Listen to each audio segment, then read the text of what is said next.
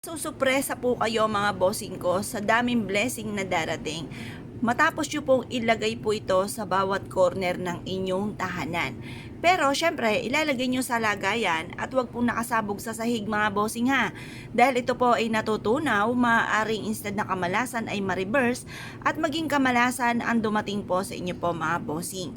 Kung kayo po ay naniniwala at mahilig ka sa mga pampaswerte, subukan nyo po ito. Makakatulong po ito upang sa ganoon mas lumebel up ang swerte, siksikliglig at umaapaw sa bawat araw ang mga blessing na darating sa inyo. Magkakaroon kayo lagi ng malaking benta sa inyong negosyo at kayo po ay makakamit nyo kaagad ang inyo pong mga pinapangarap. Kung naniniwala ka at kayo po ay isa sa maraming mga pangarap at ikaw po ay nais na maging matagumpay, at lahat ng mga problema nyo pinagdadaanan sa ngayon, bukod sa inyo pong panalangin ng taimtim at kung ang problema po ninyo ay tungkol sa usapin ng pera, bukod sa inyo pong sipag at tiyaga ay maglagay ka ng maliit na shot glass na puno ng asin at ito po ilagay nyo sa bawat corner ng inyong tahanan. Ang asin ay isa sa mga subok na, lalo na sa mga punsoy expert na nire-recommenda ang asin na the best na cleansing ng ating kapaligiran.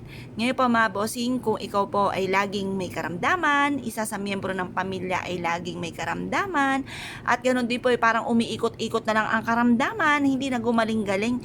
Halimbawa ay nagkasakit si nene, ang sumunod naman po ay si kuya, yung mga ganon mga bossing. Hanggang sinuyod na kayong lahat, wala nang natira, lagi na lang may karamdaman. Yan po ay mainam, mag-cleansing ka ng kapaligiran para mawala ang mga karamdaman. Kung ikaw po ay masipag na tao at ikaw po ay lagi na lang walang pera, maaaring may kamalasang ka ring taglay dahil malaking question mark kung ikaw ay masipag, madiskarte at ginagawa ang lahat tas lagi kang walang pera. Malaking katanungan po yan. Kaya kailangan magawa ka ng ganito upang maklinsing ang inyong kapaligiran at hindi ka na malasin pa. Ganoon din po mga bossing ko, kung ikaw po ay laging napapasin ninyo na away-away sa loob ng inyong tahanan na walang katapusan. Kumbaga nagsimula lang sa maliit, lumaki na ito ng lumaki hanggang sa tumagal ng tumagal ang pagtatalo, ang pag-aaway. Nako, mag-isip-isip ka na. Maaaring sa loob ng inyong tahanan ay punong-puno ng mga negatibo. Kasi syempre lalo na may umaalis ng bahay, tapos bumabalik ng bahay. Kumbaga, pag umalis sila, may kumapit sa kanila na kamalasan, mga negatibo na hindi natin nakikita. Tapos enter tayo sa loob ng bahay. Araw-araw na ganun, lagi na lang may dumidikit sa inyo hanggang sa mapuno na ng mapuno ang loob ng inyong tahanan.